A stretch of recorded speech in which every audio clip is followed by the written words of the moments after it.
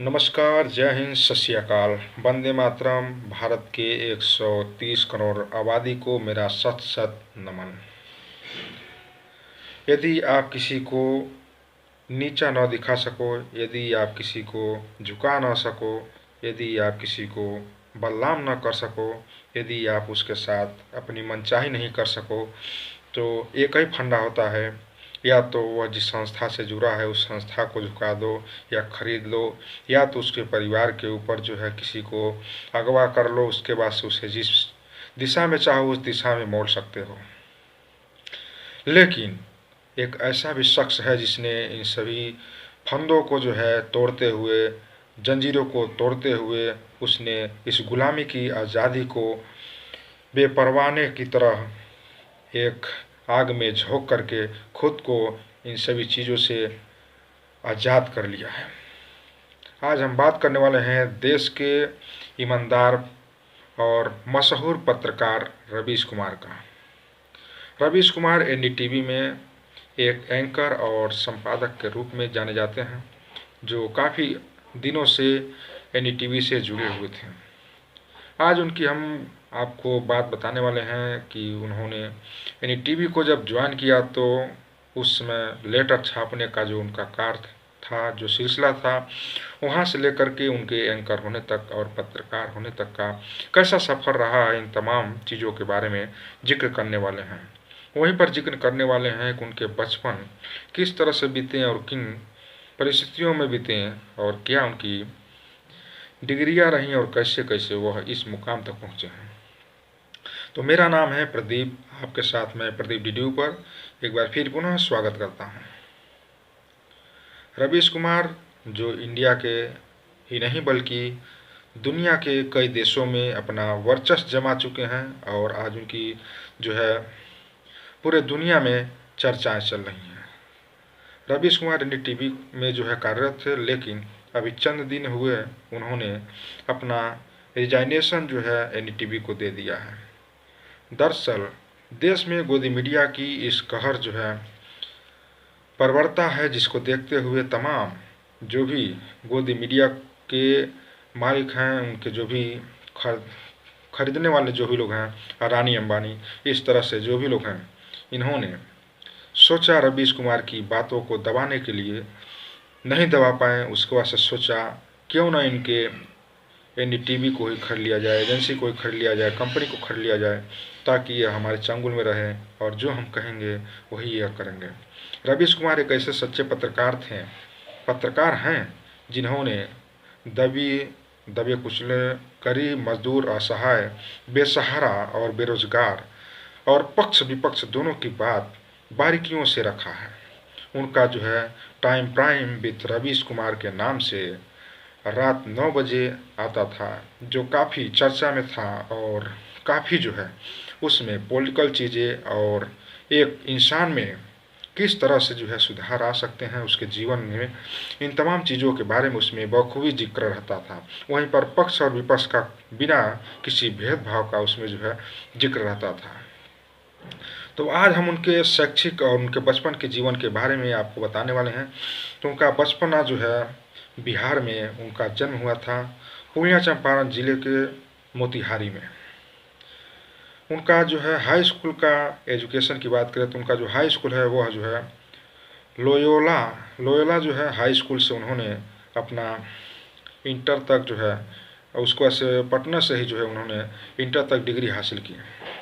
उसके बाद उन्होंने हाई डिग्री हासिल करने के लिए दिल्ली आ गए और आने के बाद से उन्होंने दिल्ली विश्वविद्यालय से स्नातक की शिक्षा प्राप्त कर और डिग्रियां प्राप्त की स्नातक तक। लेकिन होने को कौन टाल सकता है, मन में एक अलग ही जज्बा उत्पन्न हुआ और उन्होंने IIMC अर्थात भारतीय जन संचार संस्थान से पत्रकारिता से स्नातक तक कोर्स किया।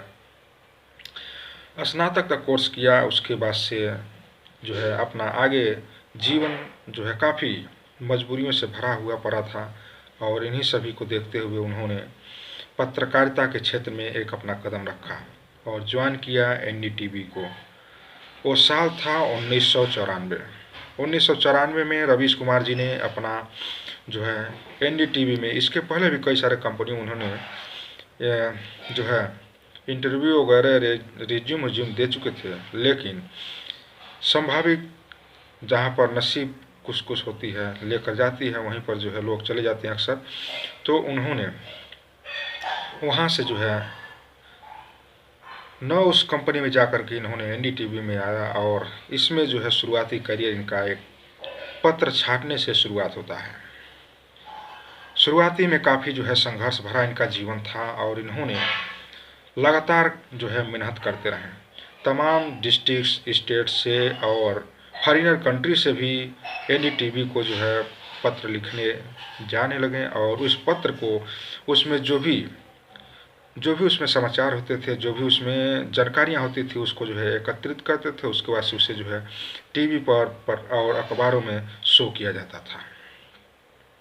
इस तरह से उन्होंने लगभग 5-6 सालों तक जो है उसी जो है एडिटिंग का काम और पर्ची छाटने का काम किया इन्होंने। उसके बाद से इन्होंने ग्राउंड पर इन्होंने रिपोर्टिंग का कार्य करना शुरू कर दिया। समय चलता रहा, और समय चलते चलते यह जो है पहुंच गए उस मंजर पर जहां पर आज हम और आप बखूबी इनको देखते हैं। उस समय बाद ये जो है बनते हैं एनडीटीवी के एंकर, जो भारतवर्ष में, उत्तर प्रदेश में, बिहार में, उत्तर प्रदेश, भारतवर्ष में ही नहीं बल्कि पूरे विश्व में अपना एक अलग ही पहचान और वर्चस्व जमाते हैं। वर्चस्व को देख करके विपक्ष जो है असहम सा जाता है और अपनी जो है तैयारियां शुरू कर देता है टांग खींचने का, और आखिरकार सफल भी हो जाता है 2022 तक। देश में तमाम जो है न्यूज एजेंसियां चल रही हैं, लेकिन सारी की सारी सच्चाई दिखाने से और जो है अपने खुद की सुरक्षा को देखते हुए वह जो है उन चीज़ों को नहीं दिखा पाती हैं जो समाज के लिए, हित के लिए जरूरी रहता है। लेकिन रवीश कुमार ने इस चीज़ को दिखाया, जिसके कारण इनके तमाम जो है दोस्त और दुश्मन बने। दोस्त तो अधिक बने, दुश्मन कम बने, लेकिन जो दुश्मन हैं वह कहीं न कहीं देश के लिए एक कह सकते हैं कलंक हैं। इनको, इनकी आवाज़ों को दबाने के लिए लेकिन इनके साथ कई सारे जो है बर्ताव किए गए, जिसके कारण इन्होंने अंतिम समय तक टिके रहने का जो अपने अंदर एक हुनर है उससे बनाए रखा और जनता का प्यार पाते रहे। लेकिन 2022 में इन्होंने रिजाइन दे दिया एनडीटीवी से। 47 साल के करियर में इन्होंने तमाम देश दुनिया में अपना नाम रोशन किया और अपने फॉलोअर्स को बढ़ाएं और समाज की हित की बात की और समाज के उपकारों की बात की।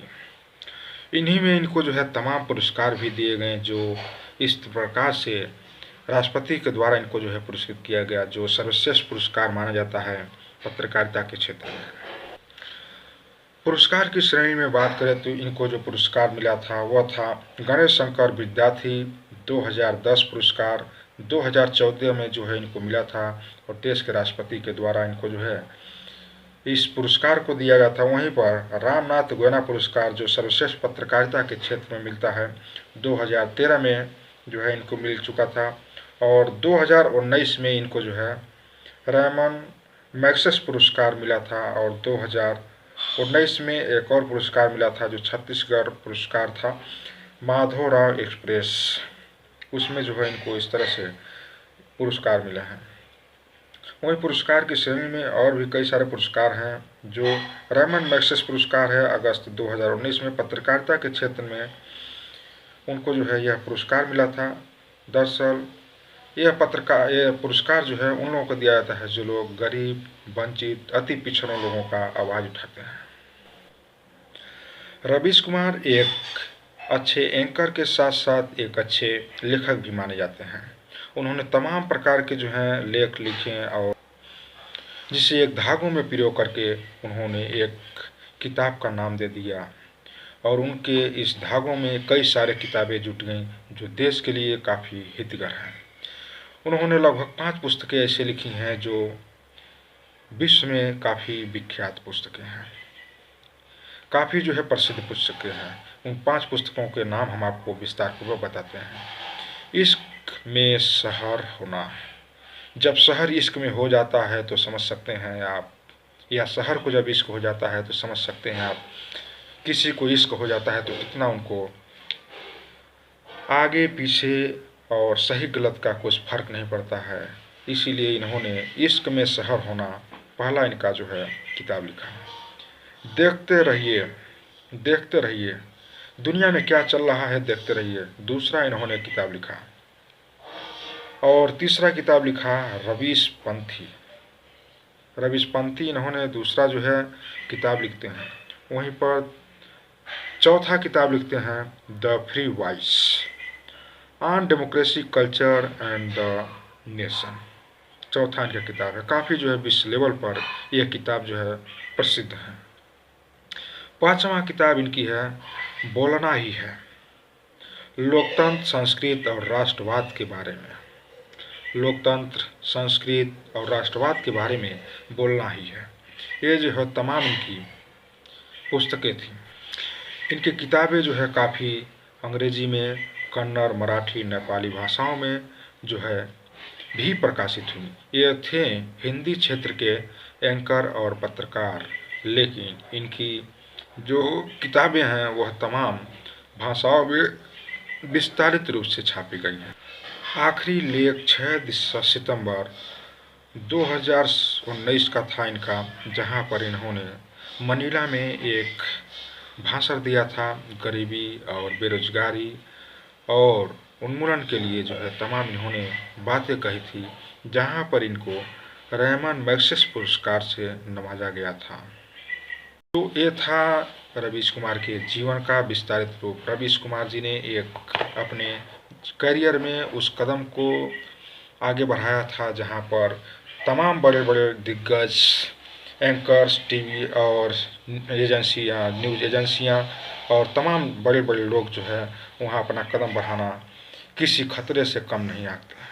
लेकिन इन्होंने उस खतरे को टालते हुए और अपने कदम को जो है आगे बढ़ाया और आज समाज में एक अलग ही पहचान, अष्टछाप अपनी छोड़कर इस एनडीटीवी को अलविदा कह दिया है। अलविदा कहने के बाद से अपना खुद का जो है इन्होंने एक चैनल बनाया है यूट्यूब पर, जिसका नाम है रवीश कुमार का ऑफिशियल चैनल, जिस पर तमाम जो है इनके फॉलोअर्स हैं। वहाँ पर तमाम जानकारियों के साथ जो है हम इस वीडियो को यहीं पर दैनिक मिलते हैं अगले वीडियो में। तब तक के लिए जय हिंद, जय भारत।